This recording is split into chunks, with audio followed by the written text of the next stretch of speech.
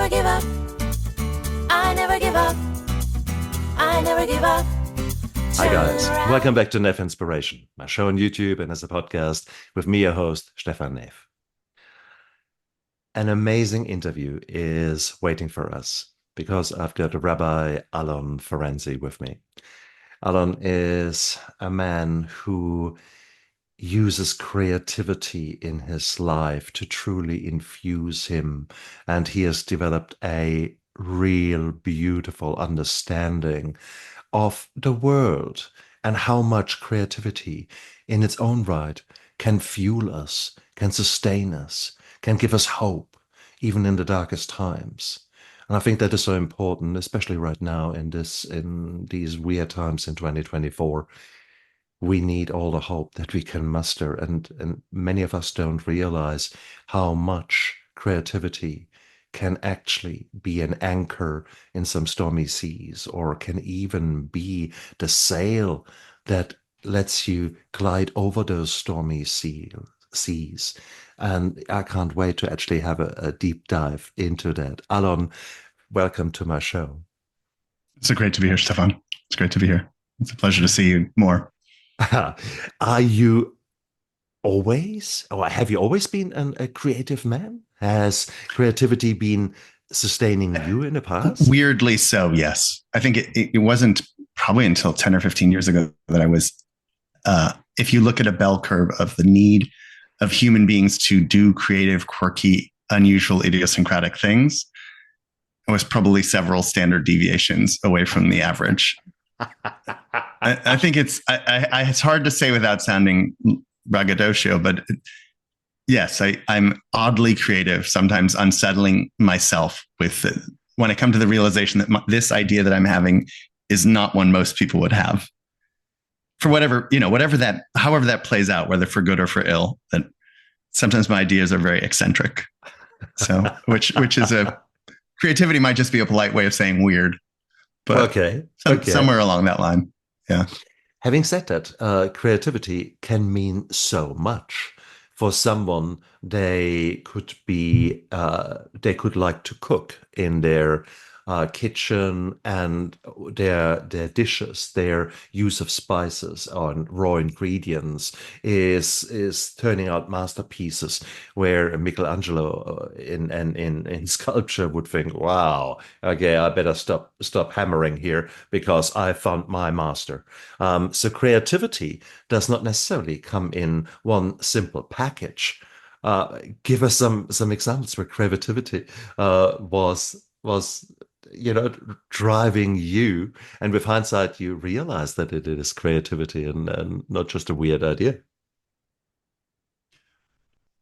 Well, I can think of two that leap to mind. One was being a DJ in college. I loved being a jazz DJ, and the experience of exploring the breadth and the oeuvre of jazz music and thinking about ways to lay it together and to interlace the experiences, and then how to speak about them, and then how to interview people. And the other place that I think of fondly is times that I've taken games, typically tabletop role-playing games, and used them to teach things when I was a synagogue rabbi. So we did a tabletop role-playing game where we played through as secondary characters in the book of Samuel and Judges, Samuel and Kings. And then we also did a tabletop role-playing game, gathering together some of the folklore and myth from centuries of Jewish tradition and playing it out sort of in a steampunk 17th century Prague, let's say, something like that.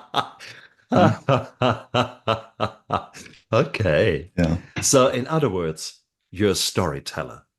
You're using... It seems to be, yes. That does seem to be. It's funny. And I've sort of resisted that thread. Right? Storyteller to me sounds so prosaic and mundane, and everyone tells stories and everyone loves stories. Telling a good story isn't that easy, and telling a good story with different media, with painting or games or poetry or theater isn't easy. There's a lot of bad storytelling out there, and I'm not claiming to be a good storyteller. Yeah.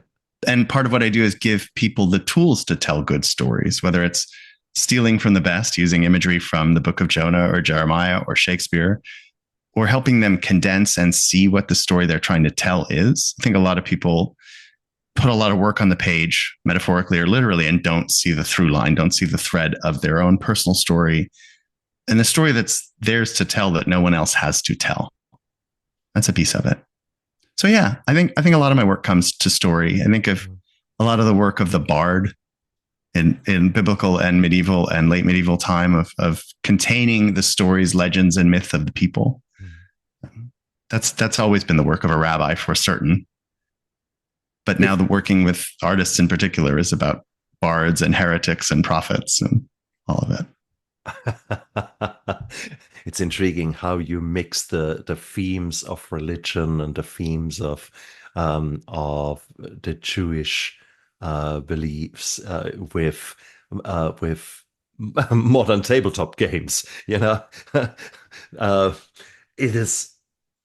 isn't that what sustained humans as far back as when we lived in caves, that we told stories, that those stories were giving us hope, were helping us to see through, where they gave the meaning of life. Even moving fast forward, look at Viktor Frankl, the meaning of life. It is all trying to find sense in this madness and creativity. Can that not be such a powerful thing to actually give us hope when you have no hope? But now take the example of trench art. In both First World War, Second World War, soldiers. Trench art, that was a thing? Hell yes. I've never heard of this. Trench, they were making art in the trenches. Absolutely. Heaps and I heaps heard of and trench heaps. mouth where they forgot to brush their teeth. No, they were, trench art, no. Like on the trenches themselves, or just painting in like sketchbooks when they were between battles? Neither nor. People would create chess sets out of either spent shell casings or whatsoever. If you look at varieties of creating Christmas trees out of whatever was available to them, it's unbelievable. And many of these art pieces are there now. You've got these large artillery shells, the brass, and in the brass they stenciled in pictures where they have like a scrimshaw. Yeah, that's right, and it's beautiful. Oh no, there's huge amounts there. So even in the darkest times, that's where young men took a knife and a piece and a stick and started whittling away and creating things. It's the creative force that nearly bursts out under these circumstances, because it gives you, it allows you to live right now in the presence. When you are cutting a piece of wood, or when you're painting, let's say they had some materials available, or when they're writing prose, if they were creating, there were some very powerful poems out of the wars. This is all, there seems to be deep inside of all of us, seems to be this force of creativity. Now, for so many of us, that has been buried by so much, the daily life, some core beliefs that were put down. I mean, I loved to play the guitar, and I loved to sing. Now, my mum very early said, "Oh, stop singing! You can't sing. Stop!" And it's that kind of destructive, okay? The external kind of validation, or the lack thereof, can be extremely powerful to snuff out the little flames of creativity. Yet they seem to come out when I look through my life. They come out, and that's beautiful. So is that not a core part of being human, to be creative? Well, I think the irony and the paradox of the story of trench art that you just told, and I want to return to the idea of making art with your bayonet on spent shell casings, using these implements of extreme violence to make enduring worth and deep expression. Yes, the impulse to be creative is deep within us, as is the impulse to destroy. And Judaism has a very is not a believer in original sin. We think that those impulses are finely balanced in each human being, the id, and is balanced against the impulse to create and give and be generous and altruistic. And one is never conquered, nor should it be. Right? We need the id to be creative and procreative, but we also need to keep it in balance. So I think that image is, yes, there is this powerful drive to create, to make, to express. And it exists even among and amid the powerful drive to destroy. Oh. Self-destruction, quite frankly. Yes, absolutely. And then the other thing you're hinting at, I think, is these beliefs that drag down the soul. And if the soul is the impetus for and the energy and the engine for creativity, the soul is impaired by beliefs like you're not a good singer, which I also heard that one growing up. It took me a long time to enjoy singing. I think it was in my 30s before I realized, no, I'm actually not a bad singer. I don't know where I got that message. In fact, to the point where my wife told me she was a bad singer. She'd always heard she was a bad singer. I said, no, you're probably a good singer. People hear that all the time. Then I heard her sing. She's actually not a great singer. But she's great at a lot of art. And it just shows you don't have to be perfect. I think this perfectionism, this comparing yourself to others, and especially nowadays with social media, I mean, everyone out there, it doesn't matter in what you look at, you will find examples. I'm 58 now, and there are some specimens of men out there at 58 who are like Greek statues. And of course, you compare yourself to them and think, oh God, okay, I better put the t-shirt back on. And it's that comparison that is so lethal. And rather what you need to do, or what I try to do as much as possible, is not compare myself to others, but actually compare myself to the version of me yesterday and how I was in a few days ago, a few weeks ago, a few months ago. And I think that is so much more productive. But the core beliefs are so easily there. Oh my goodness. Whether they're instilled by parents or church or synagogue or political leaders or teachers, it doesn't matter. But we're burdened by a lot of beliefs that don't serve us. And in the case of religious experience, I might even call some of them bad beliefs in the sense that they are not, I think a lot of people in religious and dogmatic life don't admit that they're cherry picking their scripture and their teachings. And they could promote teachings that are helpful, and they could promote teachings that close people down. Ooh, very nice. So, removing or at least reframing or restructuring our faith to be about beliefs that are meaningful and helpful and life affirming matters. I think there's value towards learning how to apologize. There's value towards learning how to cope with sadness. There are dark things that faith and religion can help us entertain and understand. But yeah, they definitely crush a lot of artists. A lot of beliefs will crush a lot of artists. So true. I've seen that. Yeah. How can we work against that? I mean, naturally, in my recent life, creativity has come out and sustained me and helped me to focus, and maybe to focus away from the past and focus away from the future, but focus to the here and now. Because when you are creating, when you're doing something, example, I'm selling my house. I actually will not have the finances to immediately rent something nice, finding something nice. I don't even know where I will end up. So therefore, I thought, okay, I changed my car into an RV. And I've got a people mover, Toyota Estima, and I did so within a month. And looking back, this was actually a nice month. I enjoyed that, despite the circumstances having not changed, despite the tsunami of fear that is drenching me. It was, I could maybe escape into the building, into the designing, into the creative forces that came about. I could just sit there in a moment and ponder a problem. And it was beautiful to see how my brain or the universe or God gave me answers to, okay, why don't you build that this way and that way? And then it's still a good car, etc. So it's just beautiful. I was living in the moment. And is that not the key to us being our best versions of ourselves? If we can just live in the moment, make the most out of this moment, and then also incorporate some peaceful, quiet moments where maybe answers will be delivered to you on a plate, which you otherwise would have never received.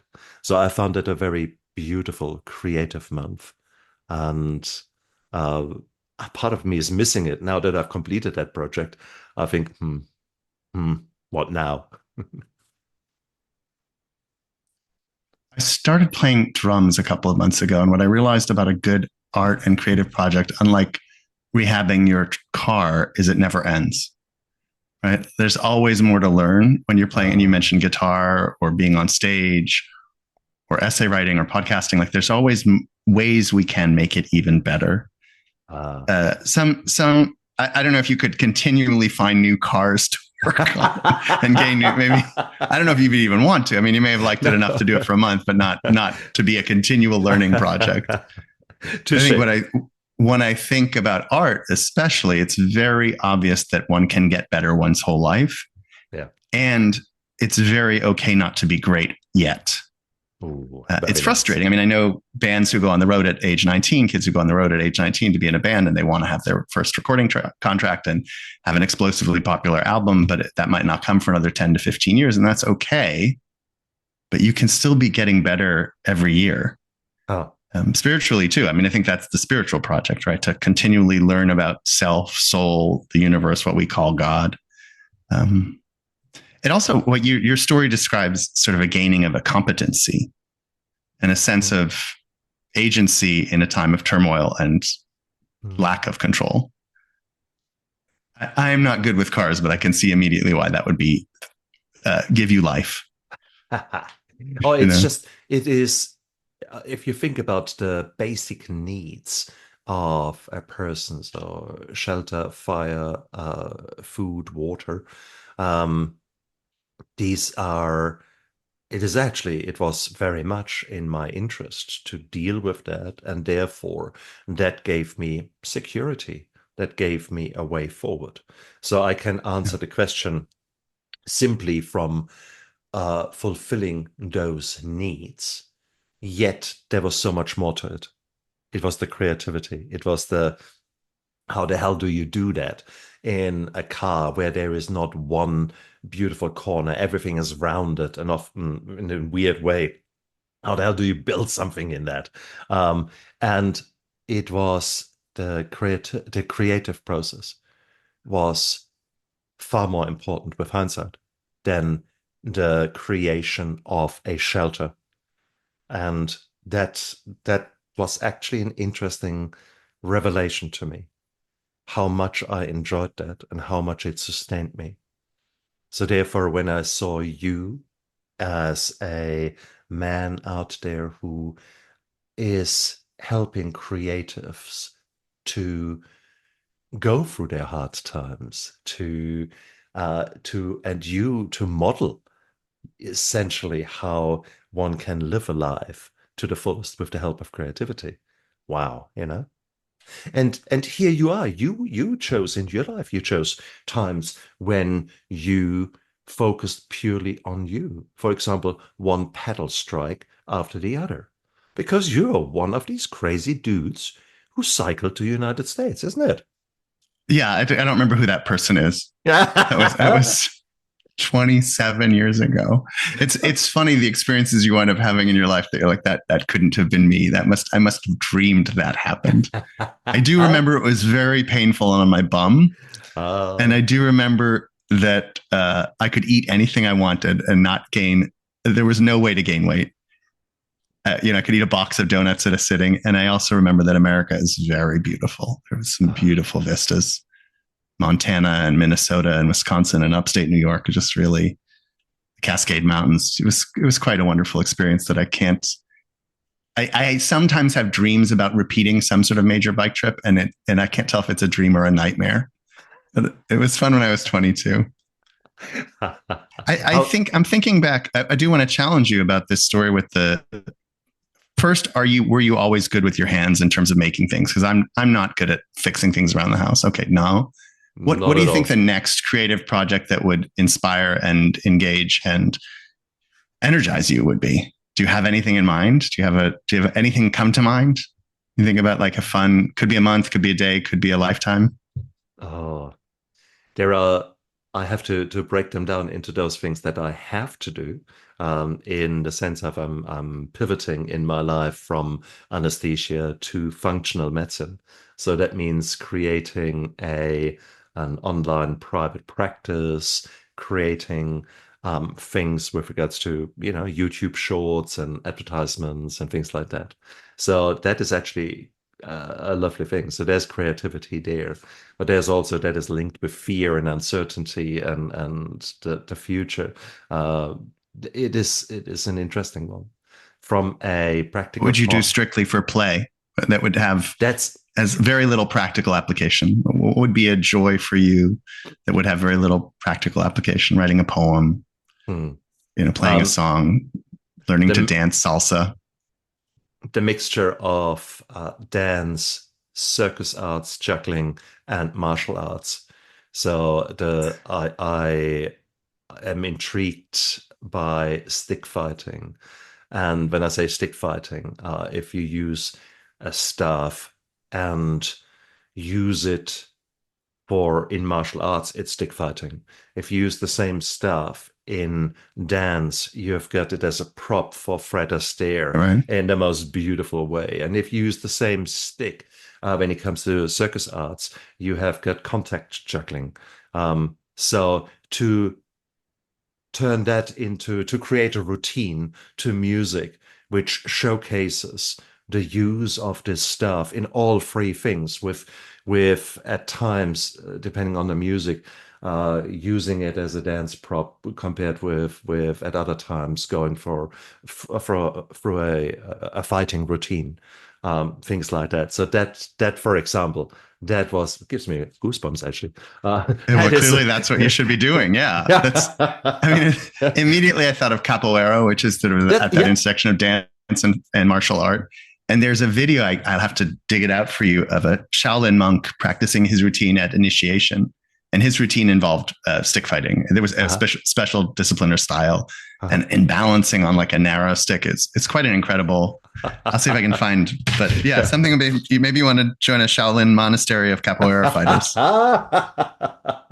But it's the interaction. So yeah, each in its own does not necessarily. I don't want to get back into the martial arts pure fighter dark. That's a kind of actually quite a dark place when you're in that. And I was in that when I was in the late teens as a result of a gang assault.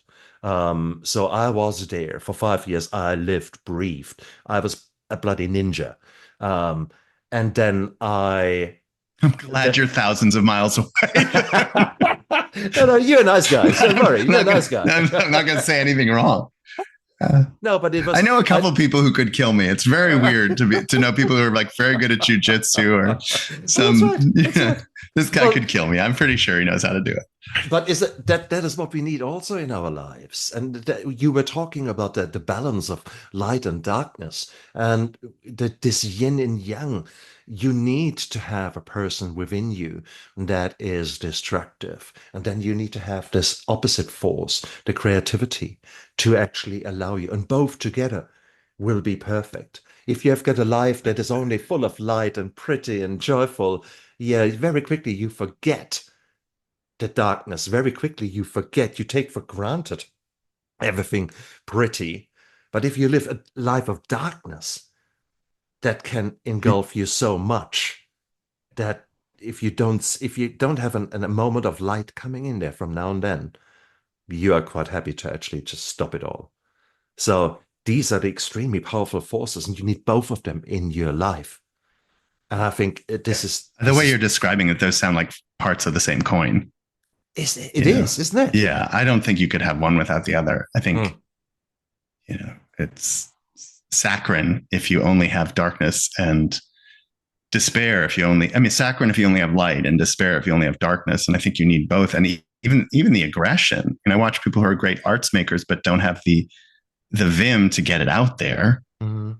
That's sad too. Mm. Or people who are only good at promotion and aggression, but don't have the inner work to make beautiful art that is vulnerable and inspired and authentic. So both are needed. And then I'm thinking about your project. I mean, I like this image of you combining these different styles and capacities in one demonstration. And then the fact that it's based around an item, for in theater terms, a prop, right? That it's not, it's a structured around this element. And I'm curious, and this may be more Jungian, why the stick, like what that prop represents, and why, because I like the combination of the circus arts, the dance, the martial art in a display, in a performance. I can see how that would function and be incredible to watch. And then I'm curious why this love of doing it with an element. Like, what does that function as? Is that a thing to hide behind, or is it inspire your creativity because it's a structure? Good question. Not easy to answer. I think it is, I've seen the stuff being used by different people in different settings, and each of them was awe-inspiring. If you look at Balinese fire dance, which uses the staff and fire as a beautiful, beautiful, awe-inspiring combination. And again, within the Balinese fire dance, you have typically females and males showing the yin and yang in the way that they're using either fire poi or fire staff, etc. So you've got these beautiful displays where I think, wow. And then you see a martial artist performing a kata, and you think, wow, and so on and so on. It is the mastery of these things, but in each and every one alone would get me quickly bored. I love the idea of combining it. So why the staff? Because I guess this is one of the few things that I have seen in all three capacities. That's probably the main reason. I don't think that the staff as something strong is there. I think I would see it more as a prop to bring out the beauty of the free systems or the free creative arts. That It's a link between the stories. Correct. Yeah, it's a visual link between the stories is what I see. Yeah, I like it. I mean, I think some of my favorite art, for example, music, is using a guitar to play music that's Thai, Ethiopian, and Spanish all in one song, right? Like there's a band that does that really well called Krungbin. And I think that's really cool when you can you're sort of talking about creating a genre-less performance art. Yeah. Like, what is this that I'm seeing? And those tend to be extremely exciting performances when you can't quite place, what is the theme of this painting, or what is the narrative scheme of this poem? And you're kind of between genres and between experiences. You don't even know what era it's from. I like that a lot. So I think you should pursue this. I think you should pursue this in your limited spare time. The other thing, is start by finding the stick. Start by finding a great stick. It's down there already. Right, good. Okay. I've created it already. Of all the things, I think the martial art aspect would be easy. That would come very naturally. The contact juggling will be the more challenging, and the dancing, because after all, I mean, I lost a hell of a lot of weight, and once upon a time I enjoyed dancing, but that was, more than a quarter of a century ago. so different person then. Okay. And dancing is very intimate also. Yes. Touche. Dancing is very intimate. It's hard to put in front of people. I get that. Having said that, whatever brings the joy to you, you need to figure that out. And whilst this is a beautiful concept that sort of immediately came to my mind when you challenged me, there might be other things out there that equally are beautiful and will come out of the blue. And I think that is our opportunity in life, that we are given choices, and one of the choices is that you're open to new times, to new influences, to new people who are coming into your life. So for all I know, I tomorrow I will bump into someone who will infuse me to go down a different path. There's nothing wrong with that. Our path is so meandering through life. That is where the beauty is. You never know what is around the corner. And maybe that uncertainty equally has an attraction. Because if you think about storytelling and the music that you've just described, you think you hear one story and suddenly the story changes. There's a Yeah. cool plot twist there. And that's what you love in a good film or in a good book. Yeah, a good plot twist is very, yeah. Yeah. Exactly. I So never thought about the idea of a plot twist in music, but there are. there There are are. these little elements in music or turns that That's are it. keep it constantly You engaging. expect a sort of Malagueña flamenco, and suddenly it changes into jazz, and you think, "What the hell? Yeah. Come on, hang Yeah. on." Yeah. I like that idea. Or a new, a celeste or a triangle enters the orchestration. Yeah. That's a good, I mean, the other thing talked about in the literature of creativity is the idea of happy accidents, which is a bit what you were sort of implying, this idea that things sort of come up and choices arrive that you didn't anticipate when you started performing or you started writing, and this word will come to mind or this experience will come to mind through a podcast you're on or having, and you'll realize that the direction you want to go is not about a stick at all, but it's about an umbrella, or could be anything. And I think that's that sort of openness to play.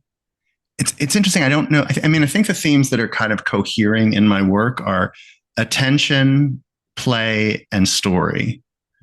Uh, it's interesting to say those out loud. I think that's the first time I've kind of connected them, because so much of spiritual life is about paying attention, and so much of creating and listening to and following art is about giving attention.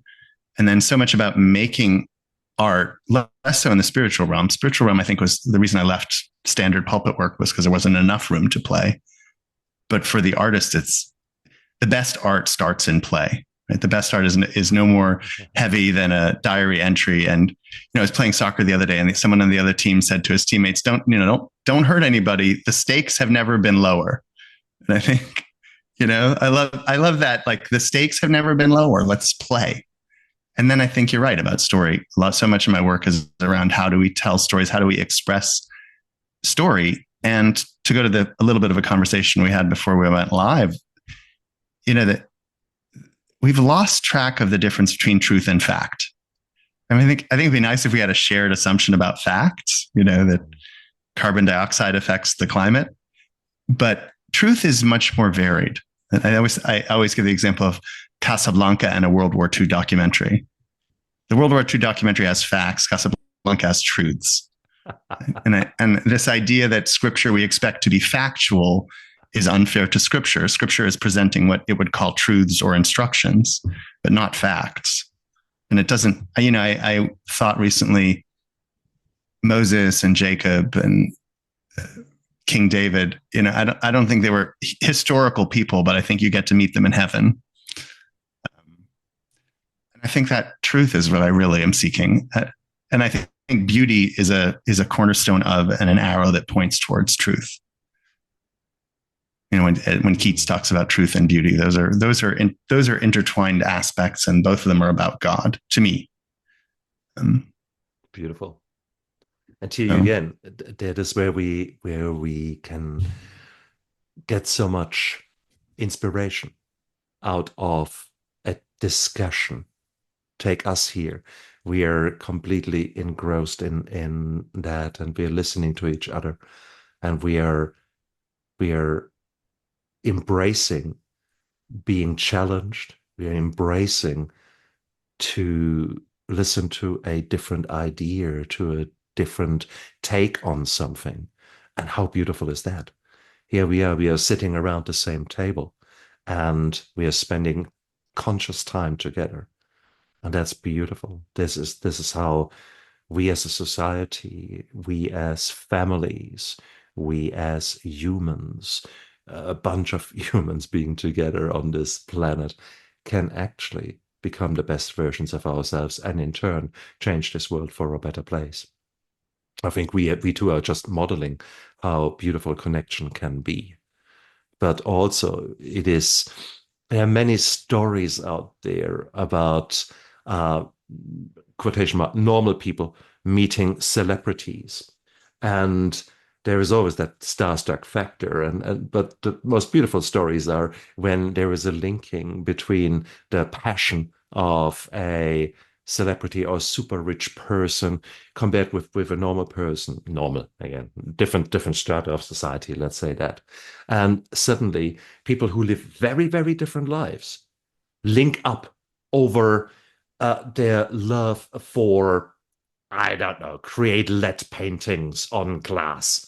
And both of them are suddenly completely engrossed. And you think, how the hell did these two connect through a shared creative passion? And I think that is so beautiful. I think creativity and this passion transcends society. And therefore, it's the great leveler, if you look at it. When you say, I love to play the guitar, even if I'm not good at it, well, guess what? There will be people from all colors of skin, from all religions, from all genders, whatever, politics. They will all like to play the guitar. Look at it Yeah. like that. Yeah. This is where art, creativity, and all this beautiful stuff out there that sometimes is so difficult to describe, which actually combines us.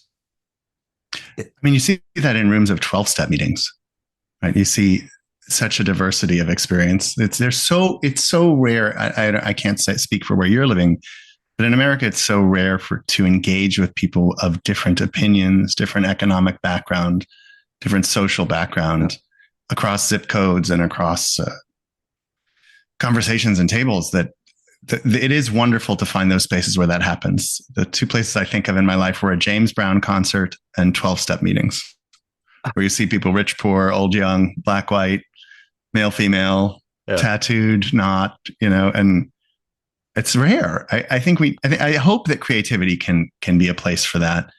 It's not always, but I certainly think the world needs more shared spaces where we have something to engage with people who are very different to ourselves and learn, and not just yelling at each other and not just repeating the same opinions back at each other, but wondering about the other person's opinions and experience.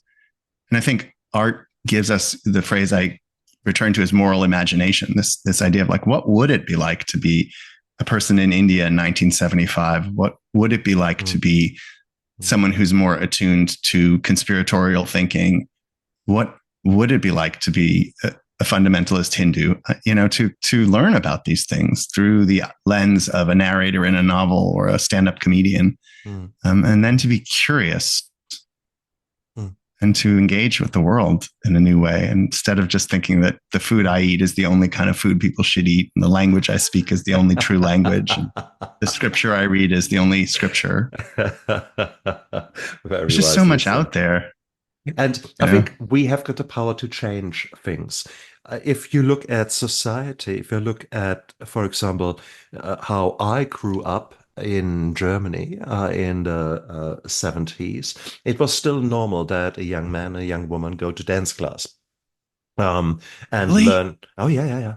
And it was, and turns out I was actually quite good in that. And I was mixing actually things. For me, the tango was great. I never learned how to dance the tango proper, yet I used elements in it in a very common German dance that we chose the foxtrot and bastardized it. It's called disco fox, and it is something where you still dance together to music, and you're not sort of miles apart and shaking like you had a seizure, but you're actually together, touching each other, and it's beautiful, and I loved that.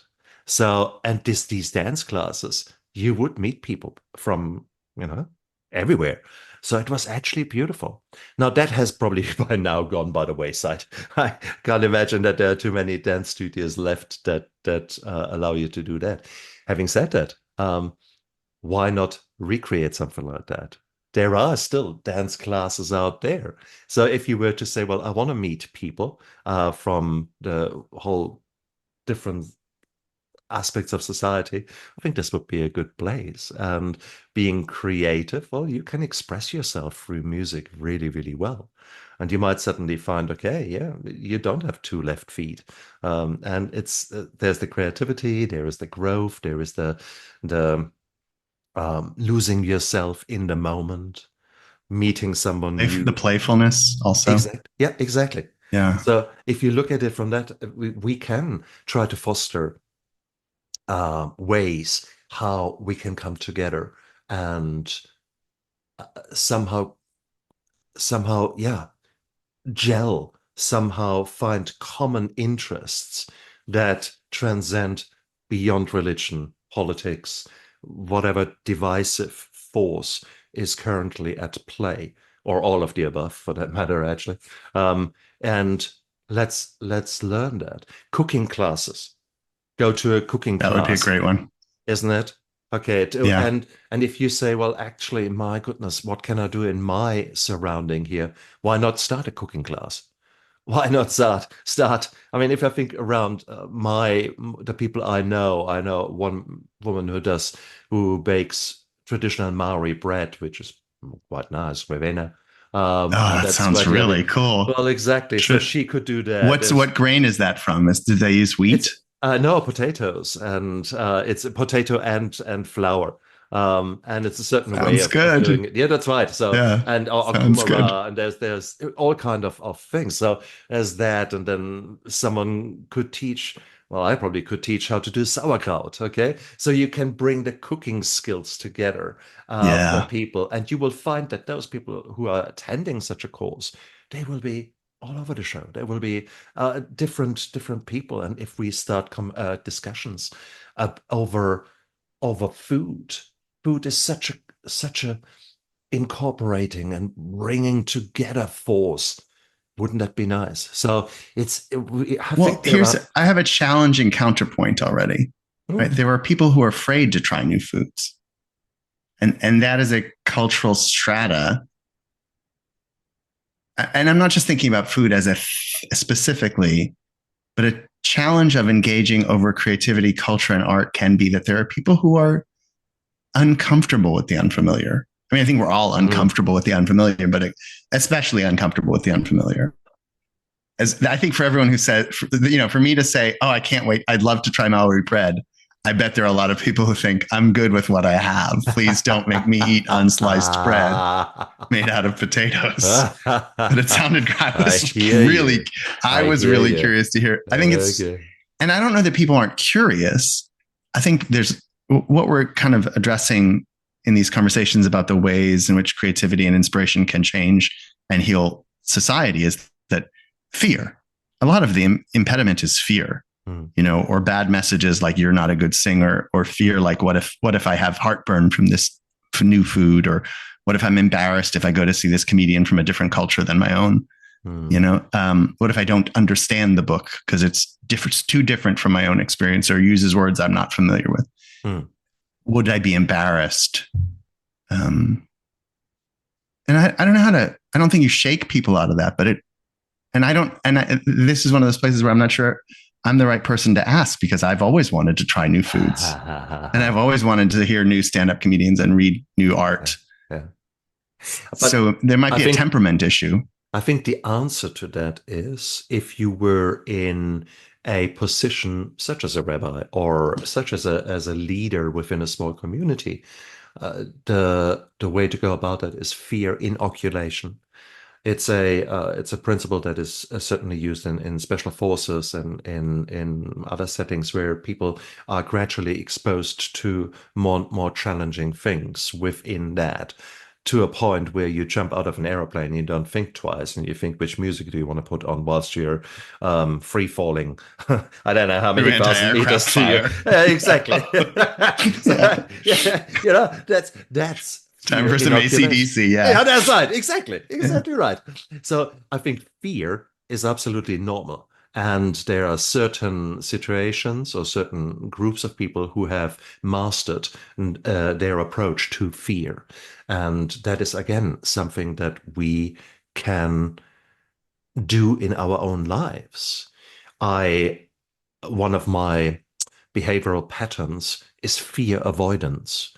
So as a child, somehow, due to my childhood, I was developing this behavioral pattern that, okay, there is something nasty there. I better don't even look there, and just, fear avoidance. There's a certain behavioral pattern that we also see in PTSD, etc.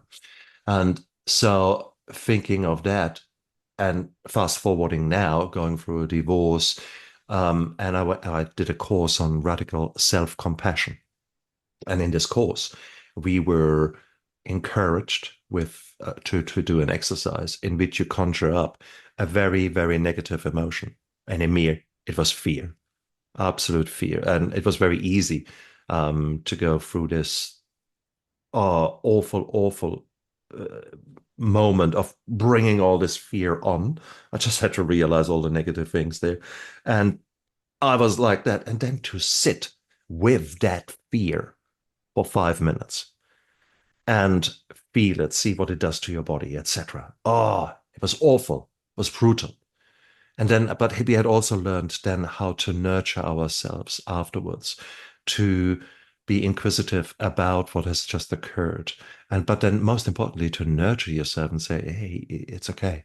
It's okay. And to do that, once I had done it, once I had lived through it, once I had not run away, tried to escape from that emotion, but actually lived it, felt it, breathed it, thereafter, the fear was no longer such an issue in my life. So it was one 5 minute exercise was actually instrumental of changing me. Now, fear, of course, is still there, and my situation has not changed. But all in all, my understanding, my emotional intelligence has increased. And I think we can do the same when it comes to the fear of the unknown in the sense of society. I don't necessarily suggest that if you're a strong believer in one party that you go to rallies of the other party. I'm not sure that there's this. I've been tempted. I've been tempted. Yeah, it's curious. But I think you. But that's you. You're curious. See, curiosity. That is. But what you're also talking about, I mean, when you talked about the sort of metabolizing fear through reflection and meditation, it reminded me of trench art. We started talking about trench art like this, these terrified 19-year-olds. Yeah. Right? Life is on the line, and then they need to metabolize it into some sort of lived experience that they can share and express. Yeah. And maybe make the next burst of fear less crazy making. I don't know. I mean, I think this idea of art, creativity, inspiration, and culture being a way to draw people with curiosity out of their fear and to see fear as something that is inherent in life, but not determinative, right? We don't have to let our lives be chosen by fear. Beautiful. Maybe that's the lesson of the meditation you're describing, right? Yes, fear is real. You should understand it. You should know when it's there because it can protect you.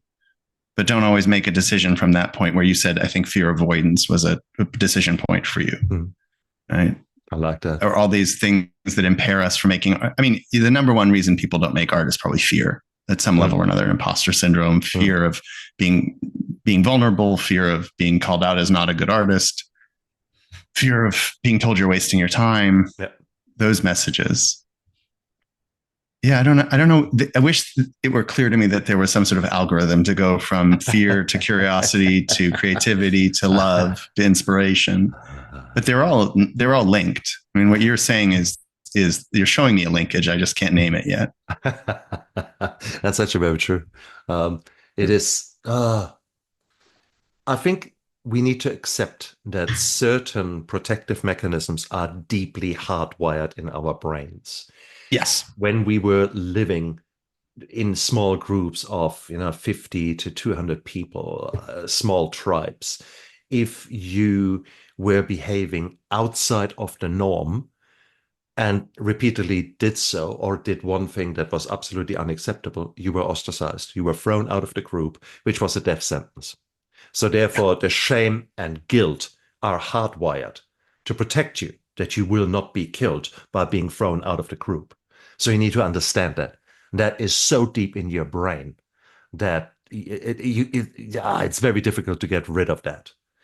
But you can learn about that hardwiring. You can learn to be inquisitive about those thoughts that are coming into your mind. And we have got about 80,000 thoughts thereabouts every day. And they just keep coming. And 80% of them are negative. And I think therefore the other 20% are about sex, my guess. 80% negative thoughts, 19% about sex, 1% about sleep. I guess. Okay, I'd love to see the full breakdown. I'm not thinking. I'm just trying to imagine what human thoughts. 80,000. I never heard that number, but I love to imagine what the pie chart is. Food I want to eat. True. People I am angry at. Things I hate about myself. I'm sure there's a Venn diagram that actually overlooks that. The things I'm supposed to do. Yeah. Oh dear. But it's so important that we understand that we have got so many thoughts, and most of them are lies, or most of them are negative, and are just misguided.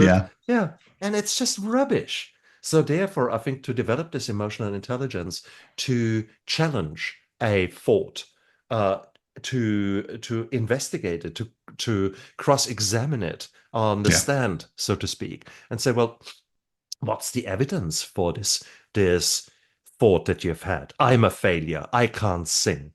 Well, what's the evidence for that? And then maybe next question should be, what's the counter evidence for that? And if you actually are more clear about your thoughts and really take just a moment to actually say, is that true? You might actually find very quickly that many of these thoughts are not true. And maybe that is the freeing thing. That's the time when you actually take a big, whatever tool you use to break the chains that held you back in your creativity. I think this is the beautiful thing. I think we have got that power, but we need to give ourselves the permission to use this tool. And I think questioning and open discussions with others and being in a protective environment where teaching and making mistakes is strongly encouraged, that is where it starts. Expected. Exactly. Learning should be expected, yeah. And you have to fail repeatedly before you learn something. It is. I studied circus arts when I was 18. For a year, I went at night school. I went to learn to juggle and tightrope, and you name it, I did it. Okay. And it was beautiful. But the first time I juggled balls, for crying out loud, everything was flying around, and just couldn't do a thing. They don't let you start with the chainsaws. Oh no, I was very upset about that. That's right. You're Where's quite right. You don't start with the chainsaws, I'm sure. But it was good. That's why you say hello. Oh, how are you, brother? Yeah, no. The reality is that you need to make mistakes. And nowadays in our perfectionist society, even one mistake, oh my God, you can't do that. Yet businessmen, successful businessmen, if you were to ask them, okay, were you ever bankrupt? Were you ever broke? Did you ever fail in your business? And they said, yeah, of course, multiple times. And for us, for certainly deep ingrained in me, in my upbringing, failure is not acceptable. And also as a doctor, you don't want to fail too many times, Oh, yesterday about 70% of my patients survived. Hey, that was quite good. There's certain professions where we expect a higher than normal airline pilots. Yeah, for example. Exactly. So, it is it's hard when you live most of your life in such a setting to then give yourself the permission to fail. Because it's so I don't even like using the word fail anymore. I try to reframe it as mistakes or disappointments. maybe that's not as useful if you're a surgeon or an airline pilot, but no, we need to learn from our mistakes. Absolutely. That word failure was so crushing to me that I just started to say that was disappointing when something doesn't go my way. Or to quote a orchestra conductor, that's fascinating. I'm really fascinated by the way I stepped in that dog feces. Perfect. Yeah. If you can reframe it so that it suits you better. It's useful. Yeah, absolutely. I just think we'll never get anywhere with perfectionism. Oh. And then to the point of, we as a society have forgotten how to make mistakes, apologize, and accept apologies. That's what we call cancel culture, but is really going back to that sort of living in a cave and ostracizing people and throwing them out of the cave. Correct. And people should be allowed to make mistakes. Many mistakes, some are maybe less forgivable than others, but most are resolvable. People should learn to ask forgiveness, which we're forgetting to do also. I mean, if there's no one accepts your apology, you're never going to apologize. No, if you have a society that doesn't accept apologies, you're going to forget how to apologize. I think the reality is that apologies are meaning nothing if your actions don't follow through. And that's where in the 12-step system, step 8 and 9 is making amends, which is far more than apologizing. Apologize. Oh, sorry that I did that. And then you do it tomorrow, exactly the same thing again. Whilst making amends means something very, very different. Actually, again, it's a very effective communication that is happening there. Yes. And but 12-step doesn't imply that you won't do step 8 ever again in your life. Right? Touché. Like people cycle through the steps. There's no sense that you've made amends and this relationship is forever healed. Yeah. Right? It's always work, and we're always falling down, and we're always getting up until our last breath. There's a line in one of the rabbinic teachings: you should never stop repenting until the last shovel of dirt. So I don't know. I'm just more and more okay with that as I get older. Like, yeah, of course I'm going to trip. Am I going to get up? Yes, I'm going to get up. Is it going to hurt? Probably. Is it going to be interesting and fun? And will I learn something? I hope so. If there's no lesson to learn, will I try to move on anyway? Yes. I don't know. It's not easy. It's not fun. Character building experiences don't tend to be fun experiences. That's very true. But what would you tell someone who approaches you in the synagogue and says, look, Rabbi, I've got a really, really hard time. Lost my job. I lost my marriage. I lost everything. My children don't want to talk to me. I'm the biggest failure that there ever could be, and I don't see any way out. Because so many men are in this situation. The last 10 men I consciously, openly, authentically talked to all admitted to me that within the last few years, they were at a point where the only reason that they did not take their lives was that they didn't want to add the pain to their children, to give their pain away to their family. That was the only reason that they didn't pull out. So there are many men and women out there who are going through really hard times at the moment, who are maybe blinded by the darkness, if there could be such a thing. It's a great image. Yes, yeah. I think people are blinded by the darkness. So how can we inspire hope? Just writing down what you said. I don't know. There are a few things that I just should never say. It's going to be all right isn't true. You don't know that. God never gives you more than you can handle is a lie. Everything happens for a reason is theological malpractice. I love it. But I think so. People have come to me with that. And the only thing you can say is wow, right? An expression of, I can't believe this has happened. The best thing to say is silence. And then, I can't tell you it'll be better, but I can tell you I love you, right? Like that I think I can honestly say. and that I see hope for you that others that you may not see in yourself. And I've had people give that to me, that sense of faith in me when I didn't have faith in myself. But I don't, there's a psychologist, Mihai Csikszentmihalyi, who wrote a book called Flow. And the line I remember is that the world was not created to answer our needs, right?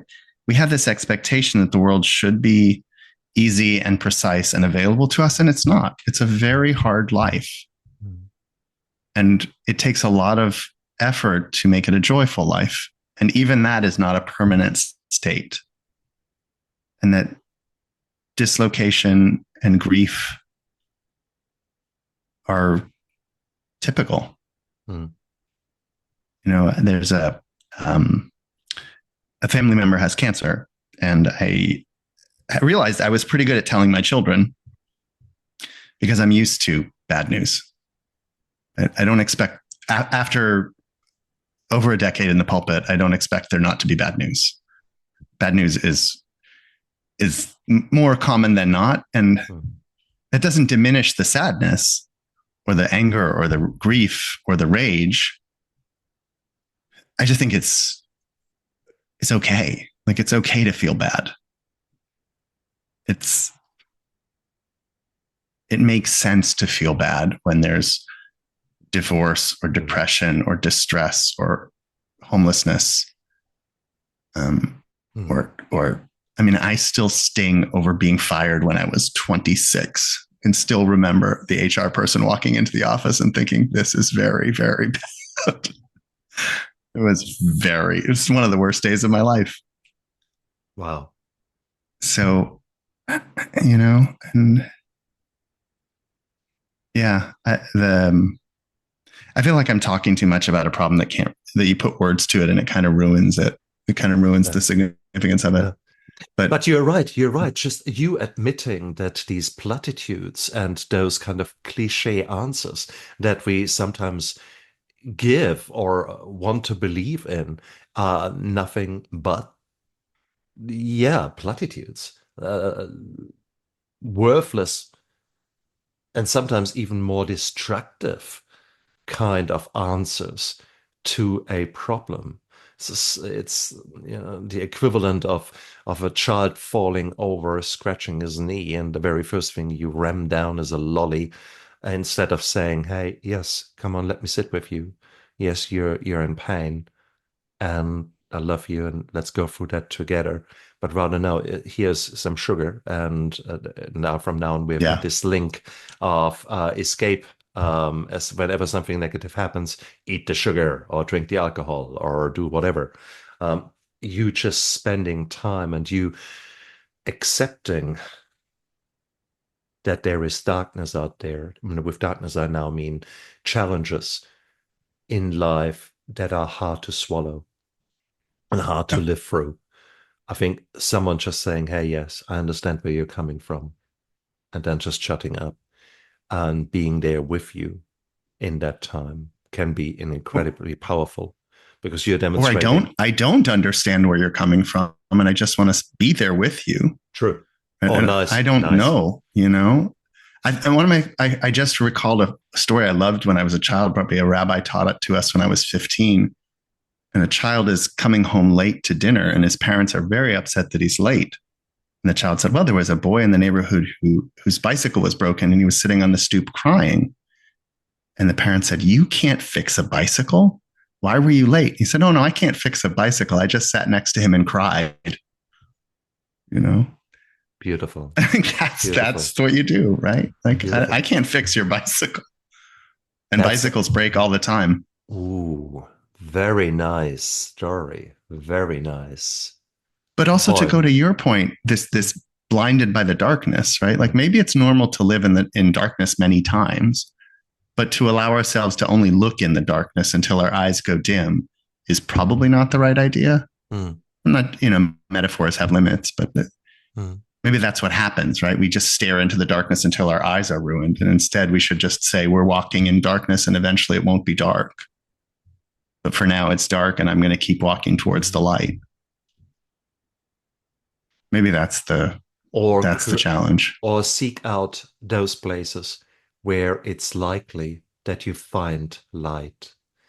In other words, if you know that being alone and being in your own head is a really, really, really dark place, and it's only on repeat, all the sadness and darkness, then maybe to go out, to actually have that walk, even if it is just to the end of the street and then coming back, that already might actually get you out and gives you that little bit of sunshine on your skin where you say, oh, that feels nice.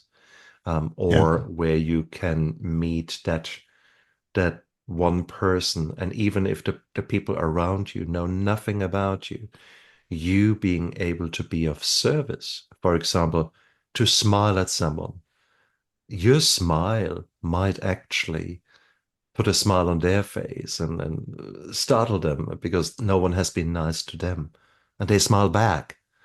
And it's those little things, tiny little gestures, that can make such a difference. And I think this is, you know, it is this is where we can maybe find hope in those times when there does not seem to be any. By us closing further off, I think with that we limit our chances. By us opening a little bit up and going out there and seeking communication, seeking connection. I mean, 2 hours ago, the two of us didn't know each other. And here we are talking about such beautiful, fundamental principles. We have created connection by being authentic, being humble, being vulnerable, being open, being human. And it is just such a beautiful thing. Yeah. So, whilst I'm going through a dark period in my life, here you snowed in and changed my day. You gave me hope, but you could only give me hope because I opened myself up. I was willing to start or to yeah, to in this case start a communication by getting you onto my show. But there are many other ways how you can seek such communication. That might be in a synagogue, that might be in a church, that might be through other meaningful things in a 12-step program. There are so many people out there who are on the same path as you, and you don't know because you have actually never asked that question. You've never asked or scraped a bit on their surface. Look behind the white picket fence. A fellow shooter, a fellow colleague of mine. Um, I had coffee with him recently, and he said, "Wow." And I look at you, 4 years ago when I went through the darkness, he said, I looked at you and I thought you had it all, the great job, the great wife, the house, the children. Look at you. So he put me on the pedestal. And uh, I had to think, okay. And on the flip side, I had put him on the pedestal because I thought he had it all together. And Right. both of us not actually realizing what was really happening in our lives. That's where the authenticity and the honesty comes in. And that's where the opportunity for connection comes in. A thing that I was happily learned as a pulpit rabbi is that everyone seems happier outside my office than they did when they'd come in. And when they'd sit on my couch, they would reveal that this brave and confident person that was in the hallway was not all the story.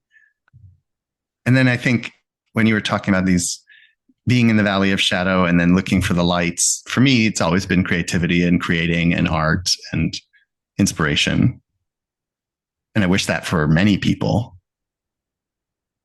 And then I think part of the reason we've connected is because I wouldn't presume to know your story, right? I can be open to with curiosity, but I'm not going to tell you your story and I'm not going to tell you that it will be all right. I don't know that it will be all right. And I'm willing to be okay sitting in that very uncomfortable place with you, right? That the world is fundamentally unknowable and has a lot of sadness and trauma and distress. Yeah, And those are real. And I don't think I'd exist without them. that's beautiful. Oh, Alon, It's been very sweet. You're an amazing man. You So are just wow. I think we could continue this discussion so much longer. we can always Is check in another time in the Oh, future. touche, It'd be touche, nice. touche, touche. But there will be others who maybe want to get in touch with you and learn more about you. Where can they find you? I have a website. It's Eclectic Cleric, as in the priest who had a lot of interest, the rabbi of many interests, eclecticcleric.com. At Eclectic Cleric on most socials like Instagram, Facebook, YouTube, TikTok, even Twitter, which I rarely use. So www.eclecticcleric.com or at Eclectic Cleric on socials, and people Perfect. can reach out, set up a phone consultation. We can talk for a few, for half an hour with no obligation, no fee, just to learn about each other and see if there are things we want to do together as creative and spiritual people. So Beautiful. Guys, look down there into the description of the YouTube video and of the podcast because our Alon's details are down there. Thank you so much thank for you. an amazing discussion. Thank you for your time. Eclectic is actually such a good word. I had to look it up before the show. What does it actually mean? But being inspired. Varied, I guess. Varied. Correct. Weird would be another word. No, Odd. being Oddball. inspired by many different things. Yeah. I looked at that and I thought, okay, that actually fits. I think that makes me eclectic too, because You seem to be, yes. Yeah, that does fit. If you can fix a van and do medicine, yeah, you're probably pretty eclectic. Yeah. And that's Yeah. wonderful, and we all can be. And I think this is something that we should all strive to. And I hope that our discussion today was opening the minds of some people out there to be more open in their minds and to draw inspiration from even unlikely sources. So no, fantastic. Alon, I am again so grateful that you Thank were you, there. Stephan. Look after yourself. And you guys out there, look after yourself and live with intention. I never give up. I never give up. I never give up. Turn around.